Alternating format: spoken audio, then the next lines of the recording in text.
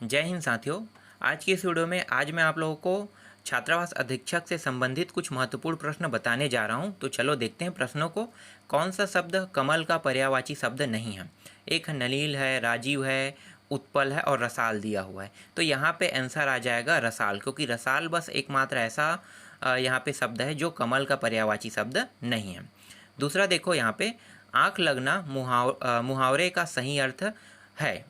तो यहाँ पे इसका आंसर क्या होगा? नींद आना। अब यहाँ पे मैं आपको बता देता हूँ कि कुछ प्रश्नों का आंसर आपसे नहीं बनता है, तो आप इसे कैसे पहचान सकते हो। और हाँ, एक चीज़ और आपको बता देता हूँ कि अभी पीएससी ने प्यून का पेपर लिया। तो प्यून का जो पेपर हुआ है उसमें 2012 मतलब बैक पेपर से कुल 100 नंबर के प्रश्न आए हैं। 100 नंबर का और 200 नंबर का टोटल प्रश्न था। तो जिन विद्यार्थियों ने जो बैक पेपर देखा है उनका तो पूरा 100 नंबर बना है, तो वो कंपटीशन में आगे हो गया। और कुछ प्रश्न अगर अपने दम से निकाला मतलब वो प्यून फाइट कर लिया है। देखो, बहुत आसान है। आपको ये चीज़ समझना है कि बैक पेपर से भी प्रश्न आते हैं। ऐसा नहीं कि बैक पेपर से प्रश्न नहीं आते हैं। व्यापम जो है 12 नंबर का क्वेश्चन पूछता है, मतलब 12 प्रश्न बैक पेपर से पूछता है। तो आपको ना बैक ईयर्स का भी पेपर देखना है। ठीक है, आपको क्या करना है? बैक ईयर्स का पेपर देखना है। इसीलिए मैं आपको बता रहा हूँ बार बार कि बैक पेपर बहुत इंपॉर्टेंट होता है। बहुत से कोचिंग सेंटर में ना, जैसे कि अभी आरआरबी का हुआ था पेपर, तो आरआरबी का जब पेपर हुआ था तो वहाँ भी ना बहुत सारे क्वेश्चन बैक पेपर से आए थे। पूरा मैथ्स बैक पेपर से था। इसीलिए जितने भी इंस्टीट्यूट है, कोचिंग सेंटर है, वो पूरा बैक पेपर को ही पढ़ा रहा है। अभी भी बैक पेपर को ही पढ़ा रहा है। तो बैक पेपर से प्रश्न आते हैं, ठीक है, पर उतने नहीं आते, 100% नहीं आते, लेकिन कम आते हैं। पर बैक पेपर से प्रश्न आते हैं। इसलिए आपको ना बैक पेपर को देखना चाहिए। मैं सजेस्ट करूंगा कि आप बैक पेपर को देखो। ठीक है, आगे देखो। हम बात कर रहे थे आँख लगना में। आँख लगना मुहावरे का सही अर्थ क्या होता है? नींद आना। अब इसे पहचानोगे कैसे? तो नींद आना, आँख लगने का मतलब होता है कि सोना नहीं, सिर्फ नींद आना, झपकी मारना। ठीक है, यही होता है ना, झपकी आ रहा है वो नींद आना कहते हैं, लेकिन सोते नहीं हैं। ठीक है, तो यहाँ पे ये इसका असली अर्थ है। अब देखो यहाँ पे बाकी ऑप्शन क्यों नहीं होगा?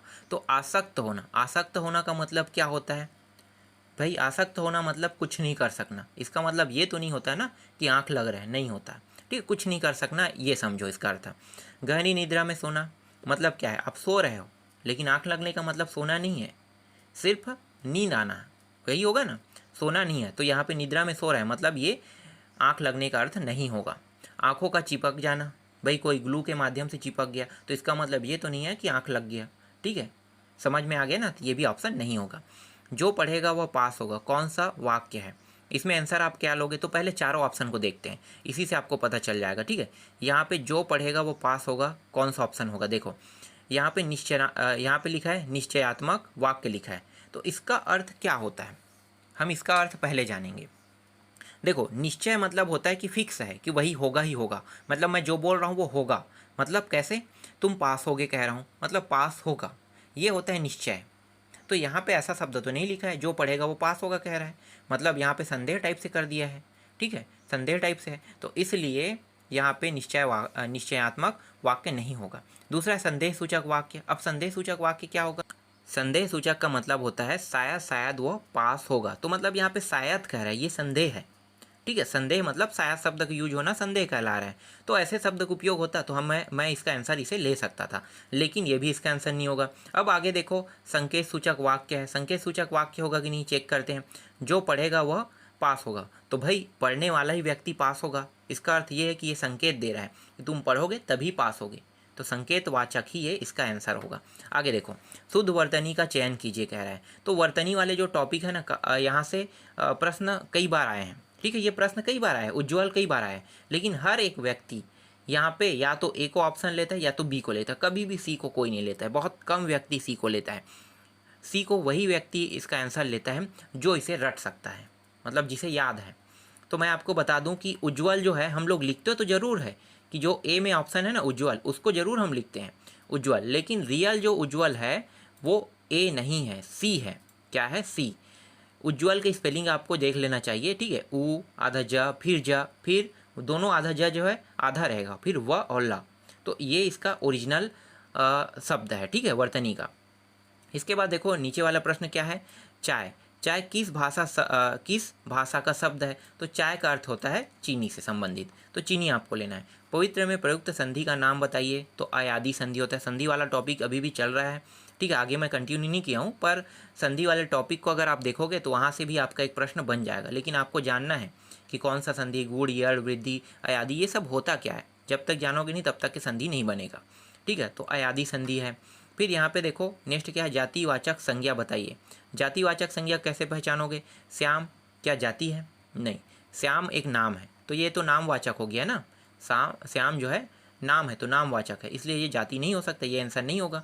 लड़का जो है एक जाति है, तो ये जातिवाचक संज्ञा जो है लड़का इसका मेन आंसर रहेगा। जैसे गर्ल्स कहते हैं वो भी जाति है, कुत्ता कहते हैं ये भी जाति, शेर कहते हैं ये भी जाति है, पेड़ कहते हैं ये भी जाति है, ठीक है। तो जाति का मतलब आपको समझ में आ गया। अब आगे देखो, और ये टॉपिक है सेना और दुख, इसको भी मैं बता देता हूँ, ठीक है। आंसर तो बी रहेगा। सेना और दुख को बताता हूँ। सेना क्या होता है, सेना जो होता है दल मतलब समूह, तो ये समूहवाचक संज्ञा है। और दुख जो है, दुख एक भाव होता है, तो ये भाववाचक संज्ञा है। समझ में आ गया। तो जातिवाचक सिर्फ यहाँ पे बी रहेगा। आगे देखो, वकील किस भाषा का शब्द है। वकील जो है ना अरबी भाषा है, अरबी, फारसी, तुर्की, पुर्तगाली, तत्सम, तद्भव, इसको भी आपको पढ़ना है, तभी आपसे प्रश्न बन पाएगा। समझ में आ गया। तो किन किन टॉपिकों को पढ़ना है मैं यहाँ पे बताते भी जा रहा हूँ। भाई बहन में कौन सा समास है, तो ये बहुत आसान चीज़ है, समास वाला शायद मैंने बता दिया है, ठीक है। और वो आपको मिल जाएगा प्लेलिस्ट में हिंदी का टॉपिक देखना, जितना ना व्यापम में आएगा पूरा टॉपिक मैंने क्लियर करा दिया है। और कुछ बचा है फिलहाल वर्तनी उर्तनी, तो वो ज़्यादा बड़ा टॉपिक नहीं है, वो तो ऐसे ही बन जाता है, ठीक है।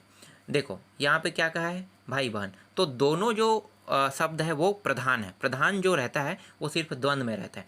जितनी वैल्यू भाई शब्द की उतनी वैल्यू बहन की। जैसे कि माता पिता, जितनी वैल्यू माता की है उतनी ही वैल्यू पिता की भी है, ठीक है। तो इस तरह के शब्द को ही हम द्वंद्व समास कहते हैं, दोनों, ठीक है। द्विगु शायद नंबर से संबंधित है, तो नंबर वाला तो नहीं है यहाँ पे टॉपिक। चलो आपको पता चल गया है, ज़्यादा अच्छा यही बात है कि आपको पता चल गया ना। चलो देखें आगे, देखें कौन सा वस्त्र पुल्लिंग है, तो यहाँ पे धोती है, कमीज है, कुर्ता है, टोपी है। अब कैसे पता चलेगा कि यहाँ पे यही आंसर होगा। धोती पहनता तो लड़का है, कमीज पहनता तो लड़का है, कुर्ता इसको भी लड़का पहनता है, टोपी लड़का ही पहनता है, ठीक है। अब बात की बात है कि कुछ चीज़ों को लड़कियां भी यूज करने लगी, लेकिन ये शब्द तो पूरा लड़के से संबंधित है ना। तो देखो पहचानने का अर्थ मैं बताता हूँ। धोता कह सकते हो क्या, नहीं कहते हो, धोती कहते हो, तो एक ही शब्द है ये, तो ये स्त्रीलिंग में जाएगा। कमीज, कमीजा भी नहीं बोल सकते, कमीजी भी नहीं बोल सकते, इसलिए ये भी स्त्रीलिंग में जाएगा। कुर्ता और कुर्ती दोनों अलग अलग शब्द है। कुर्ती लड़कियों के लिए उपयोग होता है, कुर्ता लड़कों के लिए, तो इसका दो अर्थ बन रहा है, लड़का और लड़की, इसलिए कुर्ता यहाँ पे मेन आंसर रहेगा। और टोपी और टोपा हो नहीं सकता, इसीलिए टोपी वाला भी क्या होगा, स्त्रीलिंग में जाएगा। जिसका दो अर्थ बनता है वो पुल्लिंग कहलाएगा, और जिसका एक अर्थ रहेगा वो हर एक शब्द स्त्रीलिंग में आपको लेना है। समझ में आ गया। कुर्ता और कुर्ती दोनों अलग अलग होता है, कुर्ती लड़कियों के लिए सिला जाता है और कुर्ता लड़कों के लिए। तो इस तरह से मैंने हिंदी का कुछ प्रश्न आपको बता दिया है।